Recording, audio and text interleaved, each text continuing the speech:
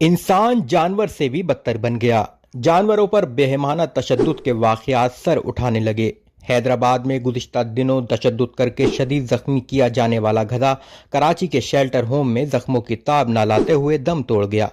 हैदराबाद में गुज़िश्ता दिनों बाहमी झगड़े के दौरान दरिंदगी की इंतहा करते हुए एक शख्स ने दूसरे शख्स के गधे की टांगें तोड़ दी थीं, जिसको सख्त मजरूब हालत में कराची के शेल्टर होम में लाया गया था। गधे की हालत कई रोज से तशवीशनाक थी, जो आज जख्मों की ताब न लाते हुए हलाक हो गया।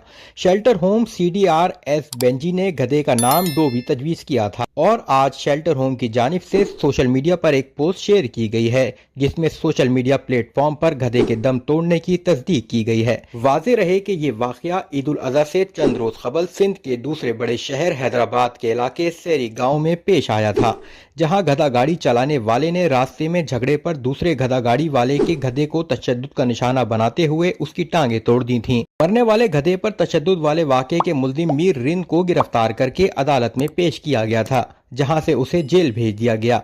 इससे 2 रोज कबल ही सांगड़ में खेत में घुसने पर एक बाअसर वडेरे की जानिब से ऊँटनी की टांग काटे जाने का वाक़या भी पेश आया था। ताहम पुलिस ने बाअसर शख्स के खिलाफ मुकदमा दर्ज करने के बजाय नामालूम अफराद के खिलाफ मुकदमा दर्ज करके उन्हें गिरफ्तार कर लिया था।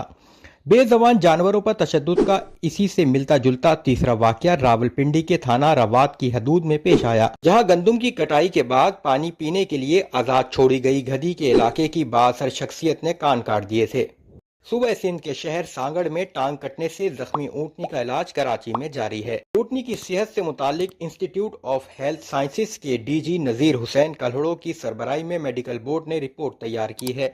इब्तदाई मेडिकल रिपोर्ट में बताया गया है कि ऊँटनी बज़ाहिर नॉर्मल है, ताहम वो शदीद खून की कमी का शिकार है। नज़ीर हुसैन कल्हड़ों के मुताबिक ऊँटनी की उस वक्त तक थेरेपी जारी रखी जाए जब तक वो खून के पैरामीटर्स दोबारा हासिल ना कर ले। नज़ीर कल्हड़ों ने हिदायत की कि जख्म भरने तक मरहम पट्टी की जाती रहे। ऊँटनी को ताज़ा घास, जानवरों का चारा और मुतनासिब ग़िज़ाएं पेश की जाएं। रिपोर्ट में तजवीज़ दी गई है कि मल्टी विटामिन्स और आयरन सप्लीमेंट को जारी रखा जाए। ऊँटनी को बाकायदा जानवरों की देखभाल और निगरानी में रखा जाए। रिपोर्ट में खून की मुंतकिली की सिफारिश भी की गई है।